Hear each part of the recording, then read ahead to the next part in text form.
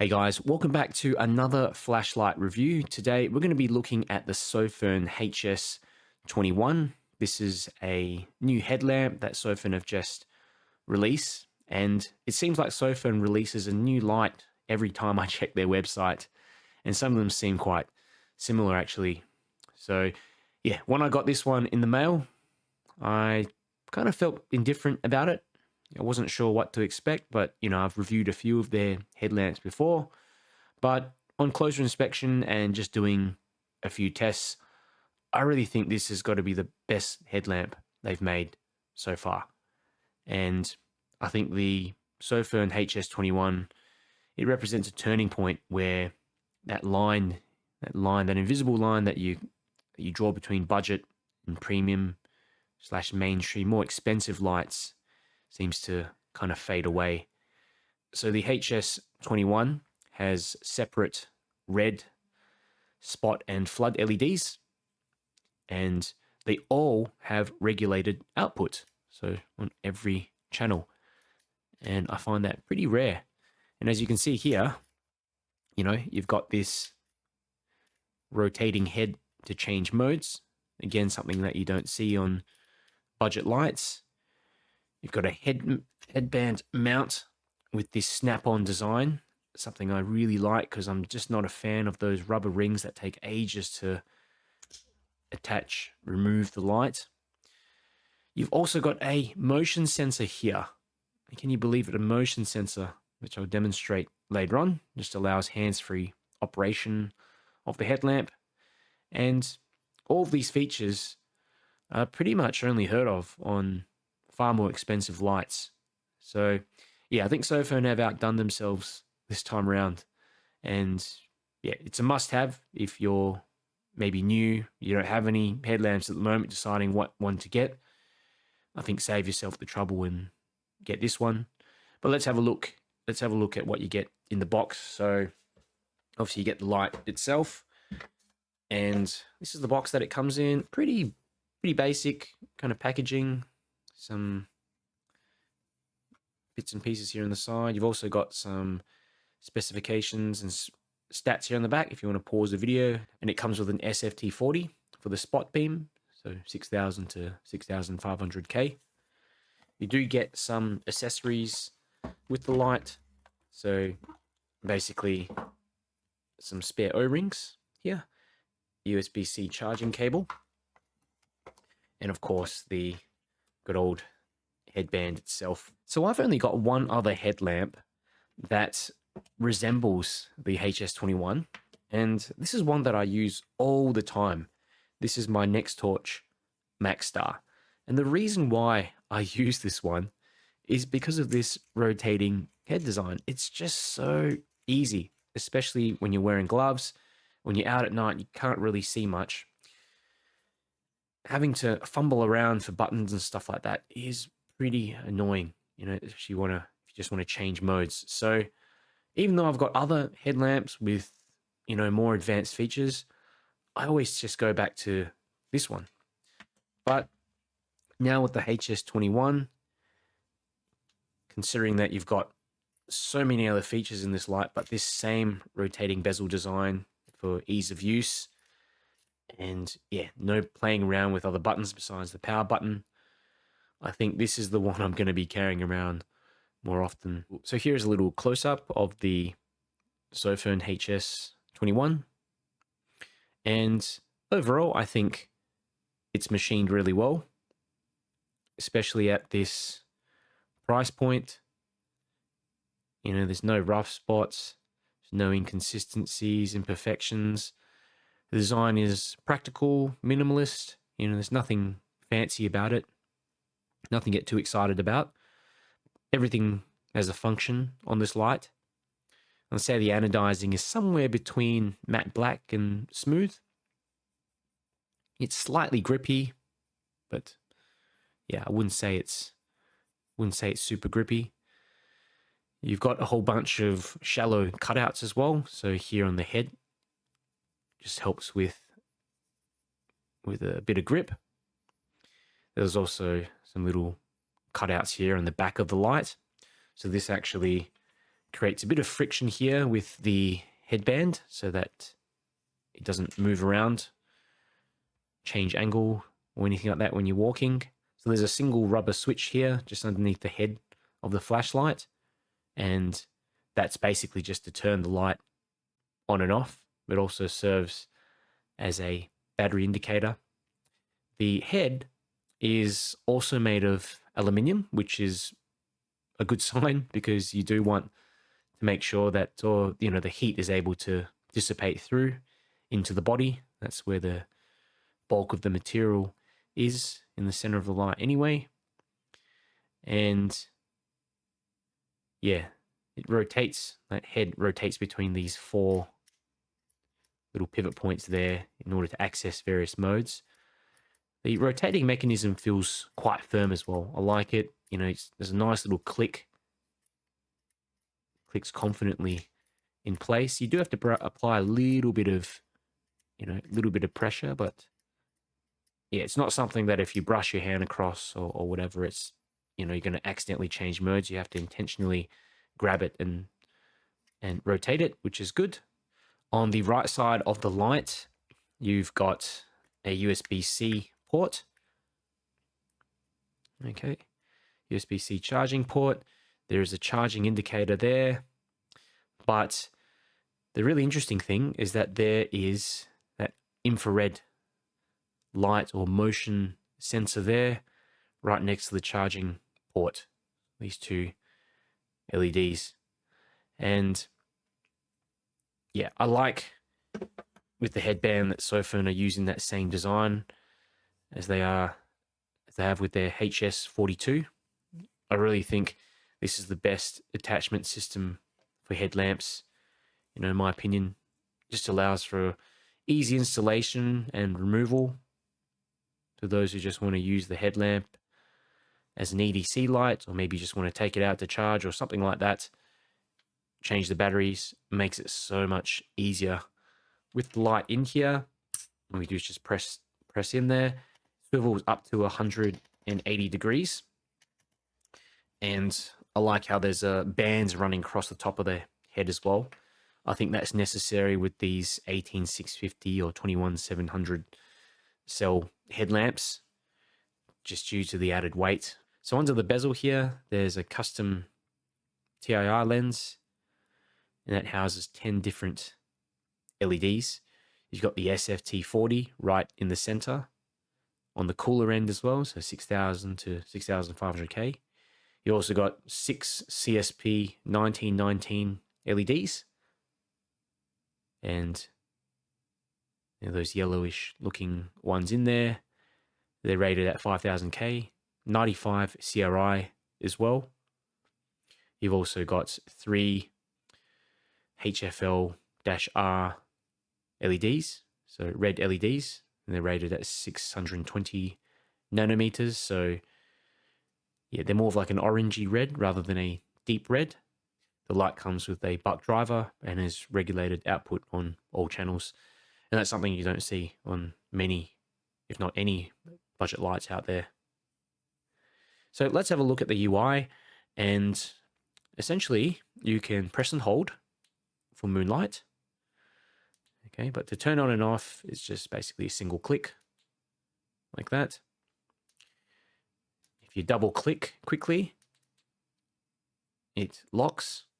Okay, I'll just flash and double click again to unlock, and it goes back to the last mode. There's also these infrared sensors. So if you triple click while the light is on, you can actually enable and disable the infrared sensors. And I'll tell you why later you might want to do that. The head is, you basically just rotate it to switch modes.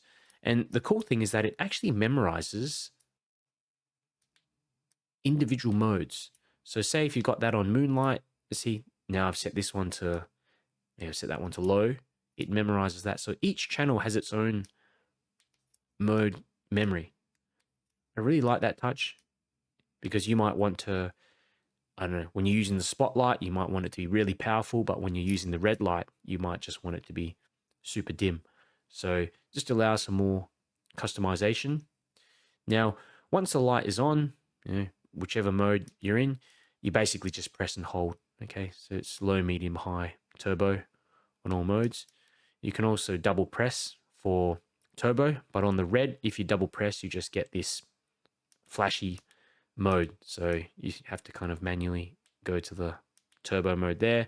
But say if I'm in this mode for the flood plus throw mode, double press, it goes straight into turbo. You can even get it to memorize turbo if you want, just leave it on that. So I want to show you the infrared, the infrared module. So it's not activated at the moment, just got to press 3 times because I disabled it before. And if you just pass your hand down the side like that, check that out. It goes through each of these modes, okay? Now, the only thing I've noticed is that it's quite sensitive to, about 20, what's it say, like 15 centimeters or something like that. So if you're walking near to an object, it might be an issue. So I ran a bunch of ceiling bounce tests, and the first round of tests were on the turbo mode. So this one here is flood and throw on turbo. So basically all the LEDs activated at the same time.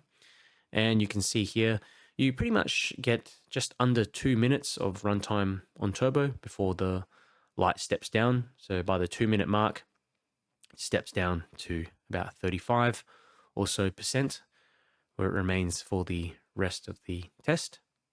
I also ran a second test here on the red mode on turbo, and I didn't see any step down at all. Pretty much just maintained the full output past the 16-minute mark, which was quite impressive. I ran another turbo test on just spot, and you can see here you get just over 2 minutes of runtime on the spot mode, the turbo spot mode, before the light steps down to 50%. And there's a second step down point around the 7 to 8 minute mark. So yeah, it goes around maybe 45 to 50%. I ran another ceiling bounce test on just the flood mode alone, turbo, and you can see here, quite similar, you get 2 minutes of turbo runtime before it steps down to 40% and remains for the rest of the test. I also ran a bunch of tests on the high mode, and you can see here, this is with the flood and spot mode on high. You pretty much get about 6 to 7 minutes of runtime on high before it steps down to about 65%. And that's pretty impressive for a high mode. Here's another test that I ran with the spot mode on high, and you get even longer run times on high, so near to 10 minutes, I'd say about 9 minutes on high before it steps down to 80%. Finally, I did another ceiling bounce test with just the flood mode on high, and you can see it maintains 100% output for the 25 minutes, so it doesn't step down at all. So I ran a bunch of tests also with my Opal Lightmaster Pro. This has so many modes, as you can see here in the table, so you can pause the video and have a look. But I'll talk about some of the main findings. So on turbo, on the spot mode, you can see I got 254 meters of throw, which is super impressive in my opinion for a headlamp and for a lens, small TIR lens like this. And the CCT just increases as you ramp up the output. So from moonlight, pretty much 5600 to a turbo 6300. On the flood mode, on turbo, I got 73 meters of throw, which is quite respectable. And you can see the CRI readings here were pretty high. They were between 99 and 100, unlike the spot mode, which was between 69 and 70.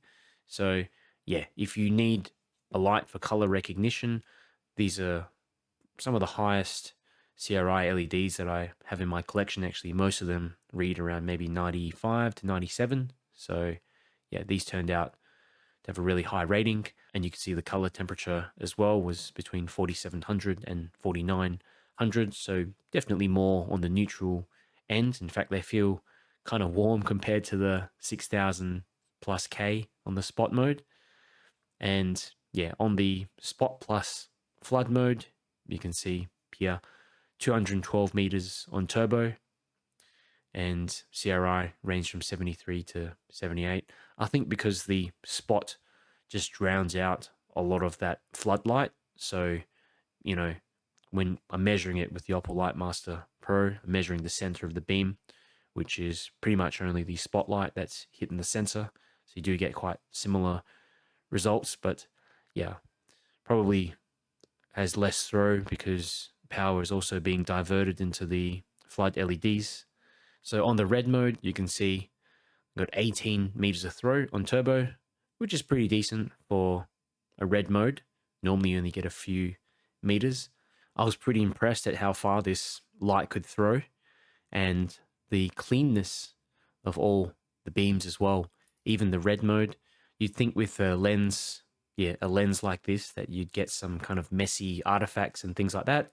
But as you can see with the design, there's a bit of this frosted design on the LEDs on the lens there. So that really works to soften the beam.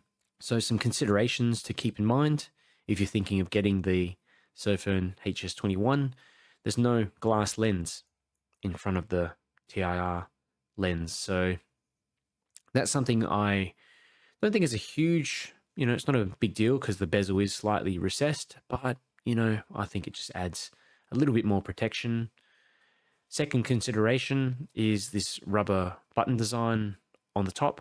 I wish they just used, a metal one and also a large button, even if they just use that large rubber Sofirn button that you get on, those tube flashlights that they make. Yeah, I would have preferred they'd used one of those instead for durability. The third consideration is this proximity sensor / IR sensor. So it can be a bit too sensitive to ambient light, which I don't think is a huge issue if you're using it in the dark, obviously, but it's more so nearby objects. So I found that I can keep my hand around 15 plus centimeters, 15 or so centimeters, and it still activates. So if you're walking or you're in a enclosed area and you're going to have objects that are up to 15 centimeters close to your head, it's going to activate that sensor. So what I'd suggest in those times is just to turn off the sensor, which basically you just turn the light on and triple click. The fourth consideration is, although you can use this light as an EDC light, it doesn't come with a clip. Easy to find one though, the usual 18650 clip. But it again is a little awkward to hold, and there is no lanyard hole as well. Overall, I'm really impressed with the Sofirn HS21. I think this is hands down the best value headlamp out there right now. And if I could only get one headlamp, I think this would be the one.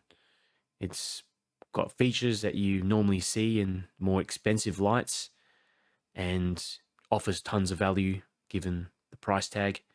I like the regulated output as well. That's important for me in a headlamp, just to make sure that the light doesn't dim as I'm using it. And especially for long range, the spotting mode as well, I want that to always be as bright as possible. I do like the fact that they've got a powerful red mode as well, and that helps for preserving night vision. I find it just much more comfortable to use at night too. This rotating switch, absolutely love that rotating switch. Makes it easy to go between modes. When you're wearing gloves as well, it's very difficult to find buttons. You've only got that one on the head to turn it on. And of course, that motion sensor as well. Great option if you don't want to be fumbling around for the mode changing switch, which is just kind of press and hold. So if you're interested in this light, check out the video description. I've got a discount voucher there and a link. If there's questions you have about the light as well, just let me know down in the comments and I'll get back to you. If you enjoyed the video, do me a big favor and click the like button. It just helps me to grow my channel and get more viewers.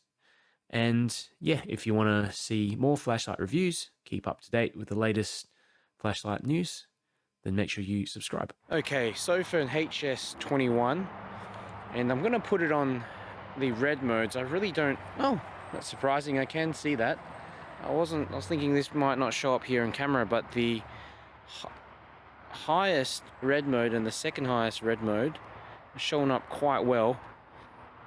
Okay, I'm just holding it kind of in front of the camera, but it does go up visibly up to maybe 10 or so plus meters and further, but camera wise, yeah, this is one of the first lights that you can actually see it show up. I'm going to go into the flood plus throw mode now. Okay, low mode, and you can see that spot beam appears quite well, even on the low mode, going up into the center of that field. Medium,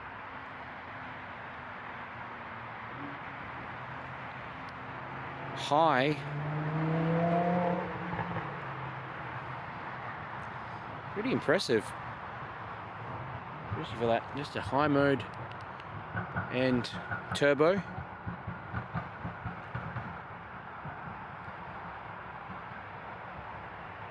A nice balanced beam, lots of flood. As you can see here on the ground, tons of flood, but then you've got this intense hot spot in the center. Really the best of both worlds. And I was surprised that even on the lower modes, you know, it reaches out the back. You know, that's the lowest, apart from moonlight mode, so yeah, the lowest mode there, that's pretty good, and I would say that's enough, really, to walk around. There's lots of ambient light around me at the moment. Definitely the medium mode, and the high mode, of course. But, yeah. You just wouldn't expect it.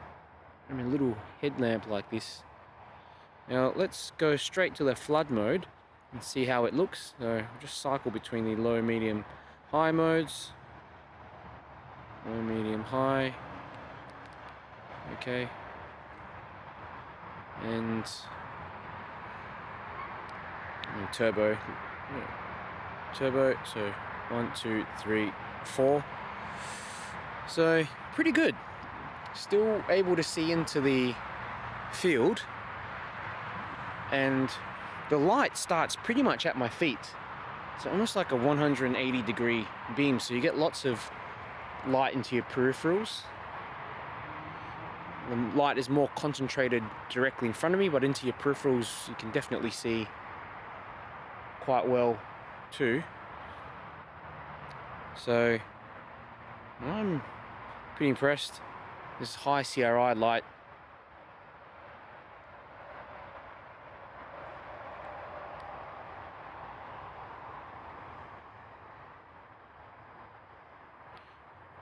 Okay, let's go to the spot mode alone.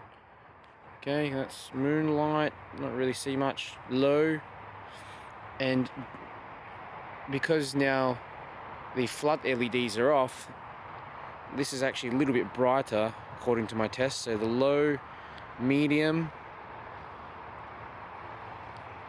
high, and turbo. Jeez, that's insane. 250 meters of throw from a little TIR flashlight headlamp like this. Really uncalled for, and with that buck driver as well, it's able to maintain that output for a bit longer once it steps down.